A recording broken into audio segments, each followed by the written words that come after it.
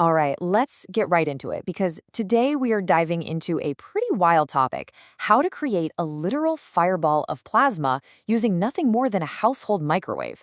Now, it sounds like something straight out of science fiction, but it's very, very real, and it actually led one investigator down a fantastic rabbit hole to solve a genuine scientific mystery. So, this whole thing really kicked off with a question you've probably seen floating around online. A while back, a Veritasium video did a great job explaining why two grapes in a microwave create this amazing plasma fireball. It had to do with creating a hot spot, vaporizing the sodium and potassium in the grapes, and bam, you get plasma. Seemed like case closed, right? Well, not quite. And this is where our real mystery actually begins. The grape explanation was solid. The bright yellow glow comes from sodium ions. Simple enough. But people were also making plasma with things like aluminum foil, which has basically zero sodium in it. So hang on a second. If the yellow color comes from sodium, why was the aluminum foil plasma also intensely yellow? Where was this phantom sodium coming from? So yeah, that became the central puzzle. If that distinct yellow glow is the chemical signature of sodium, then what on earth is supplying the sodium when you're microwaving something that should be totally sodium-free? This stopped being just a cool party trick and turned into a real head-scratcher. Okay, so the investigation begins. First step, create plasma reliably. The setup was simple: a lit match on a plate, covered with a glass beaker, and then pop it in the microwave. And the result? It was absolutely spectacular. A stable, almost CGI-looking fireball just hanging out inside the beaker. But there was a weird little detail. Sometimes, the intensely yellow fireball would kind of shift and turn blue. Well, that color change immediately led to the first logical theory: incandescence.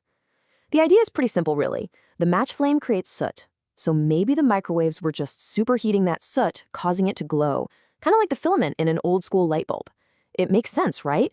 It would start out yellow hot, and as it gets even hotter, it would shift towards the blue end of the spectrum. It seemed like a perfect explanation. But you know, a good theory is just a story until you've got some data to back it up. To figure out if this was really just hot soot glowing, they had to analyze the light itself.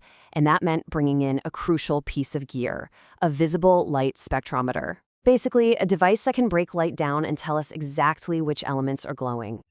And this is where the story takes a massive plot twist. The spectrometer revealed something nobody expected.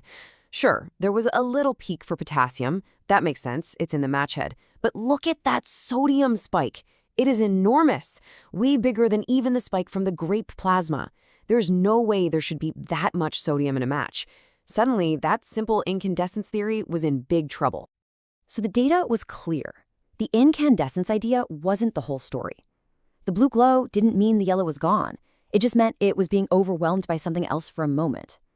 The bright yellow light was, without a doubt, coming from a huge amount of sodium. But the question just got bigger. Where in the world was it all coming from? This discovery kicked off a whole new phase of the investigation. It became a hunt for the source of this mystery sodium. The next logical step was to start testing things that were known to be completely, 100% sodium-free. And this is where things got really frustrating. They tried a different brand of matches. Nope, same giant sodium spike. Okay, forget matches. What about pure metal? They tried aluminum foil. It started blue, which is what you'd expect, but then it quickly turned that same intense yellow. Steel wool? Turned yellow. Okay, how about pure zinc granules? You guessed it. It turned yellow, with that same baffling sodium signature every single time. And this quote just perfectly sums up the feeling of hitting a brick wall. The investigator was totally stuck. As he put it, there were really only two possibilities left. Either every single thing he owned was somehow contaminated with tons of sodium, which seemed crazy, or the yellow light was being caused by something else entirely, something that was present in every single one of these experiments. But then, just when it seemed like a total dead end, a breakthrough. After getting nowhere, the investigator reached out for a second opinion, and a piece of advice from another scientist provided a brand new lead, one that had been, believe it or not, hiding in plain sight the whole time. And there it is, the aha moment. What if the source of the sodium wasn't the match, or the foil, or the zinc? What if it was coming from the container, from the glass beaker itself? It was the one constant in every single experiment, but everyone just assumed it was an inert, boring part of the background. And this is the key scientific insight. You see, common lab glass, and the glass in your kitchen for that matter, isn't just pure quartz. It actually contains a pretty significant amount of sodium oxide. That's what gives it some of its properties. The new theory was that the plasma fireball, which is incredibly hot, was heating the surface of the glass so much that it was literally boiling sodium ions right out of the beaker's structure. Well, to prove it, they just needed one final decisive experiment.